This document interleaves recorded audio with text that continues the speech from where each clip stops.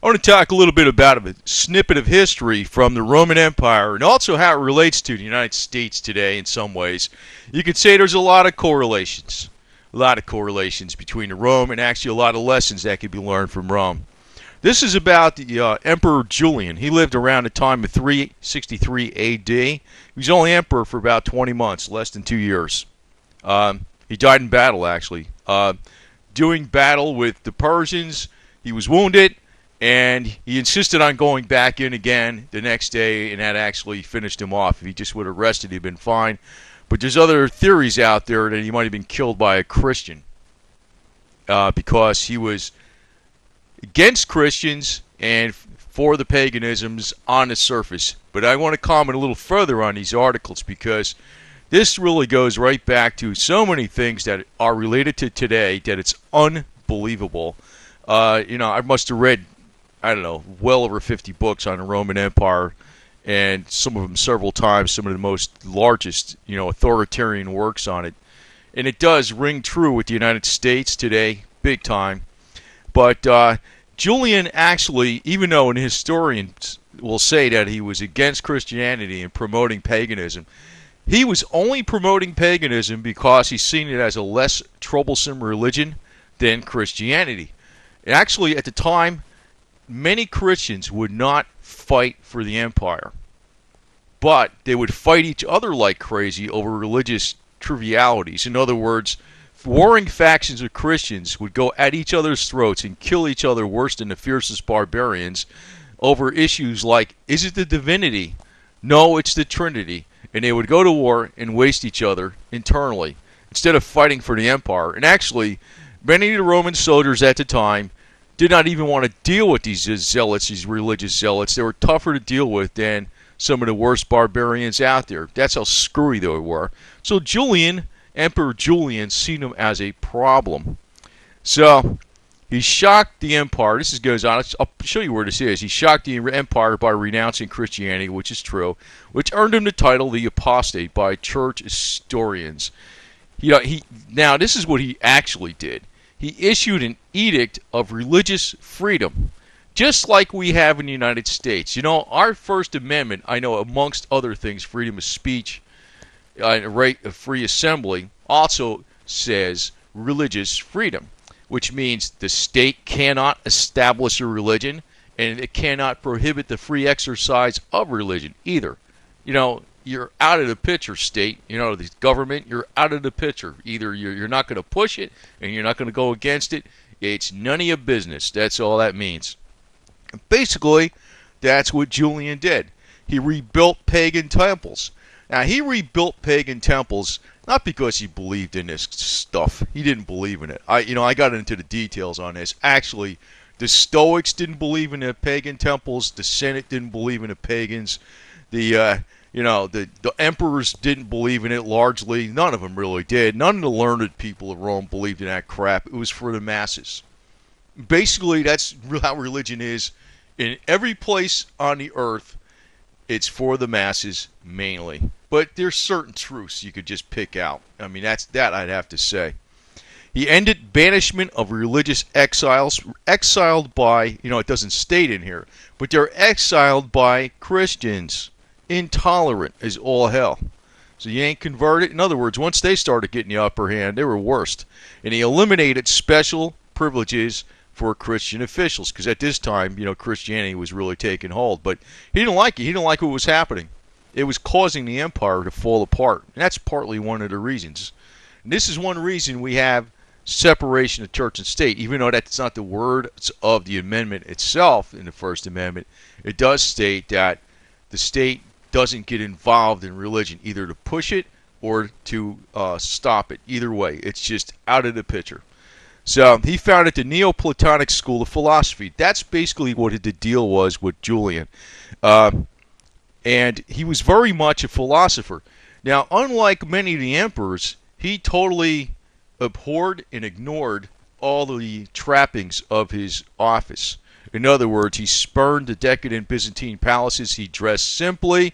He studied philosophy. He ate plain foods. He didn't take anything lavish. He was actually very much like, true right to the freaking core of what a leader would, the best leader in the world would be. Except he was against Christianity. But I think that came about because of really how the Christians were. They were bad.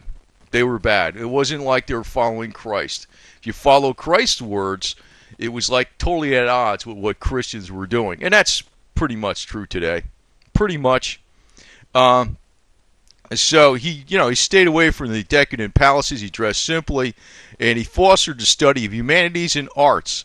But he died in a battle with the Persians. But I read this too. This is conspiracy theory, possibly at the hands of Christians, of a Christian. He might have been finished off. That's possible, and that's actually conjecture. We don't know this for a fact, but he was actually a leader that was fighting into battles that didn't have to be. He was leading by example. So can you say this person's a bad person? By hell no. Hell no. Now I'm going to point out something else about the Roman Empire and actually the right to bear arms. The right to bear arms has nothing to do with the Bible, period. Period. And this is a Wikipedia article on Julian. You can read it, but it doesn't really go into, as much detail as this actual character. This church hates him, but I realize he's a very good person. He's honorable as all hell. And he's not an apostate, despite what the church says. But if you go back to ancient Rome, which supposedly was established around 460 BC, centuries before the birth of Christ, there was a thing they used to call Roman virtue and honor. In other words, they knew what was right and they knew what was wrong. Actually, when you read the Bible, and if you just keep it simple, like I will advocate the King James Version of the Bible because it is actually the best translation, bar none. All the other versions, I disagree. In other words, I did look into the subject before, and actually the other versions pale in comparison to the King James Version, which is not the Catholic version, but it actually is the best. If you just read the red words from Christ, you really can't go wrong. That's really all you got to know. And actually, anybody who is never familiar with Christ or any kind of religion reads the red words that Christ said, they realize in their mind that this is the correct thing, this is the right thing, this is justice, this is truth, and all this other type of thing. They realize it. And you have to realize, why is that? Because maybe you might say religiously it's the Holy Spirit working through man. Now, Rome, they must have been heavy into the Holy Spirit working through mankind, because when Rome was founded, they pretty much were all independent people. They farmed and they had their own weapons. The right to bear arms actually, in our Constitution, in our form of government, and even our Bill of Rights, largely comes from the Roman Republic.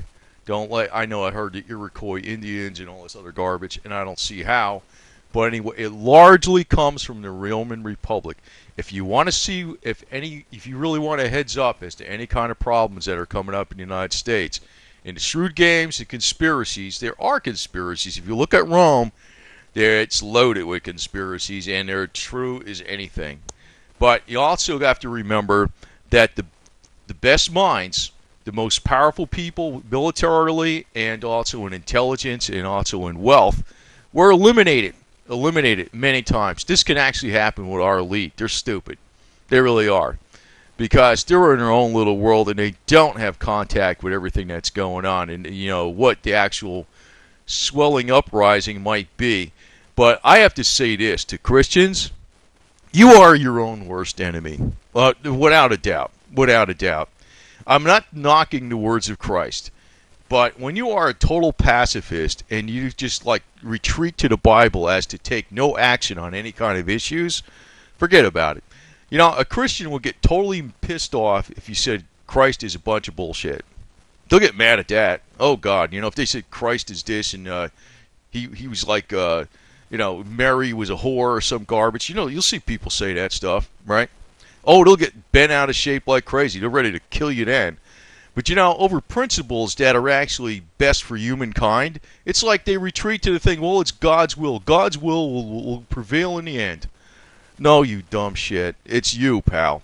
This is one reason why Julian was the apostate. He was the apostate because he realized a lot of Christians were actually destroying Rome.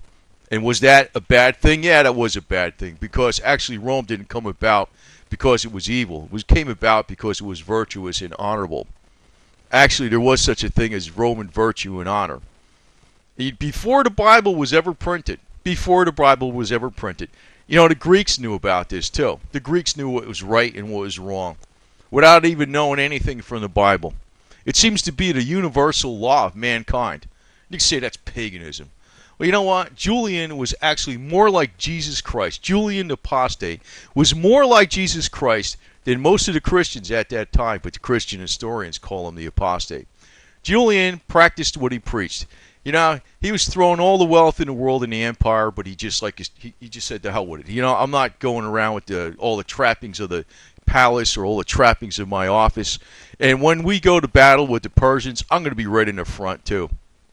So, talk about, he basically had a death like Jesus Christ. So I could call him a saint in a real true sense. But, he's one person that pointed out a defect. And it's not a defect from Christ. It's a defect in Christianity or Christians, because a lot of them are fakes.